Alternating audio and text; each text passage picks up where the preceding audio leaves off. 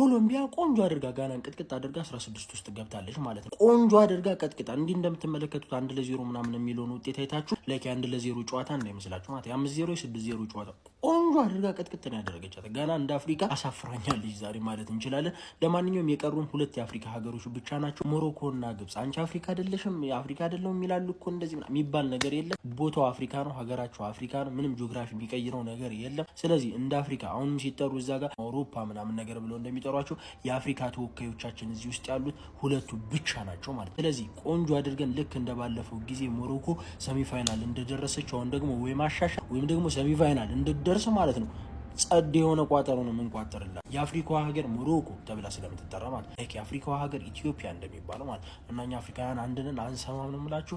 ሼር፣ ኮፒ ሊንክ፣ ሪፖስት እያደረጋችሁ ይመቻችሁ። የዓለም ዋንጫ 26 እንግዲህ ራውንድ ኦፍ 32 በዚህ መልኩ ተጠናቋል።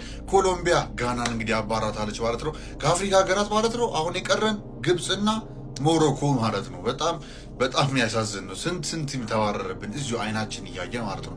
9 ቲሞች ነበር የነበሩት፣ 2 ብቻ ነው የቀሩት። 7 ቲም ተባረረ ማለት ነው። እና ያ ሳድ ታይምስ ፎር አፍሪካ አላሻቸው።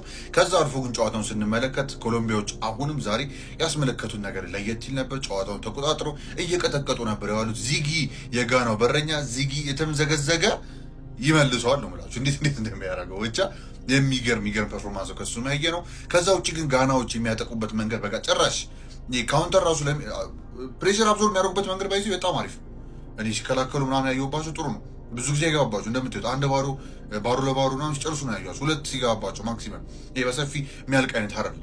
ያው ራንኪንጋቸው በጣም ወርዶ ቲማቸው ራሱ ጥሩ አይደለም ቢባልም ካርሎስ ኪሮዝ ነው አሁን የያዛቸው እንደሚታወቀው እና ከሱ የተሻለ ጠብቄ ነበር። ካመለዲን ሱላይማና፣ አሳንቴ የመሳሰሉ ዊንገሮች እያሉ ሴሜኒዮን ወደ አጥቂ ያመጣ ጆርዳን አዩ በተለይ መጮት የለበትም።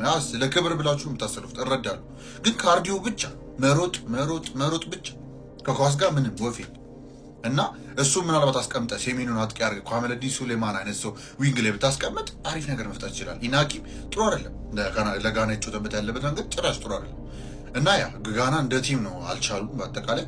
ከዛ ውጭ ባለው ግን ያ ኮሎምቢያዎች እንደነገርኳችሁ ቅጥቅጥ እያደረጉ ሚድፊልዱ ጎንዛሎ ፑርታ፣ አሪያስ ከእንደገና ደግሞ ጄፈርሰን ሌርማ ማሽን ምንም አይደክማቸው ምንም አይንዘለዘል። በቃ 98ኛው ደቂቃ ምናምን ድረስ 96 ድረስ አክቹሊ ይቀጣቀጠዋል። አይሰማም።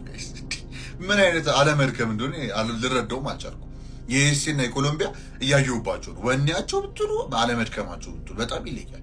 ከዛ ሉዊስ ዲያዝ ደግሞ ያው እንደምታዩት እዚህ ጋር አግብቶ ነበረ ተሻለበት እንጂ የጆታን ሴሌብሬሽን አድርጎለት ነበርና በጣም ትልቅ ሪስፔክት ዲያዝ በእውነት በጣም ኢሞሽናል ሞመንት ነበረ።